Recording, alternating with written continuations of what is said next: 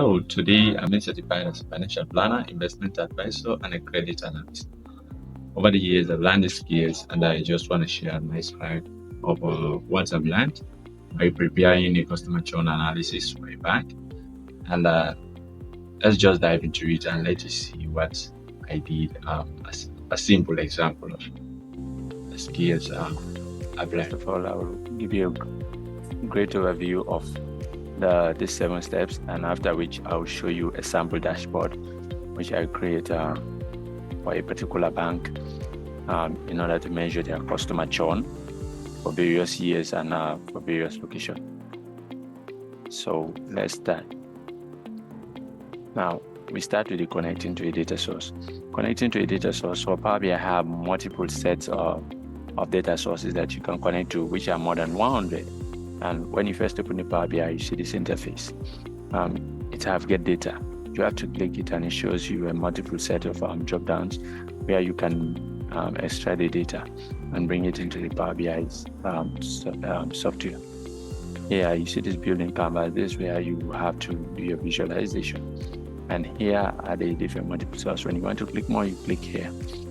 And second, we go to the data transformation. The data transformation is a particular set where you can do various transformation, as you are seeing. Here it shows you the list of the table. And for here, the number 1 is the ribbon, which shows you the different possible transformation activities that you can perform. And here it shows you the tables which you are doing the transformation on. And for number 3, it shows you the activity that you have done. For example, when you remove a row, it shows you here. You rename a column, it will show you here. And for number 4, it's shown in the interface of how the data is being presented. And for number 5, here it shows you where you can enter your different data manipulation activities, like using the M language or the DAX, which is the data analytics expression, in order to do your data transformation. For the 6th aspect of this, you are seeing, it's showing you the status of the data, how the data is, in which status the data is currently. And for 7, it is showing you the total amount of rows and columns that are present in this particular data. So these are 2nd steps. And for the 3rd step, we have the data modeling. For the data modeling, it has to show you the different type of schema you can use. You have the star schema, you have the snowflake schema, and the different types of connection that are possible. There are many-to-many, one-to-many relationships, many-to-one, and different types of connection that you can do. For this one, I use the star schema, as you are seeing, the star schema. For here, you are seeing after the data modeling process, you create your calculations and your measures. For you see here, I use the DAX measure to check you see the date master table and the year, the month name. There's actually the month table, the dates table that I created. And for the part B, I created modeling for different to calculate different manipulations, like to check in the total customer, active customer, inactive customer, credit card holders, and exiting customers. And I proceed to create my visualization. Creating my visualization, you have to create a bar charts and different types of visualization sets. And after which, you can do your publishing to the Power BI workspace. We have the Power BI server, where you have to try to see how best you can publish your report. For Power BI, provide a workspace where you can publish your report.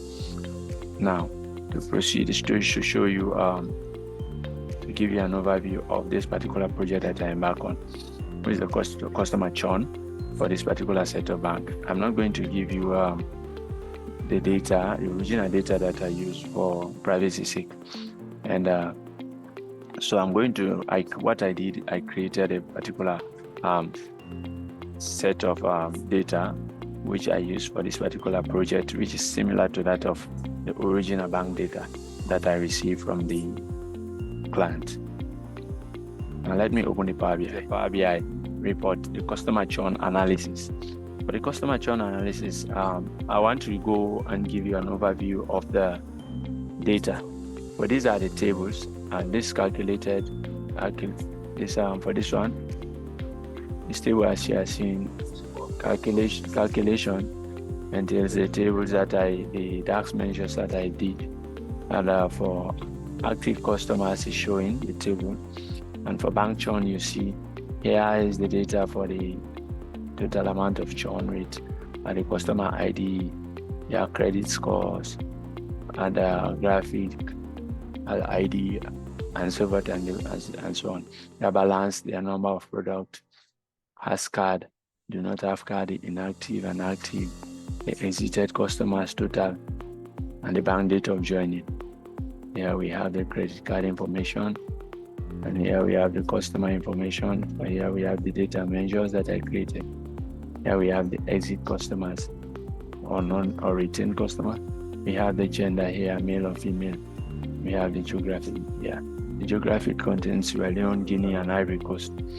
So I later do what is data modeling.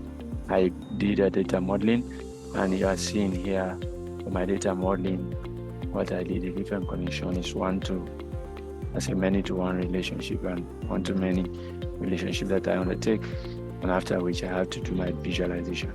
For my visualization, as you see the various filters here that I put in place for us to do different filter by year and by month, by date, and also by geographical location and by age.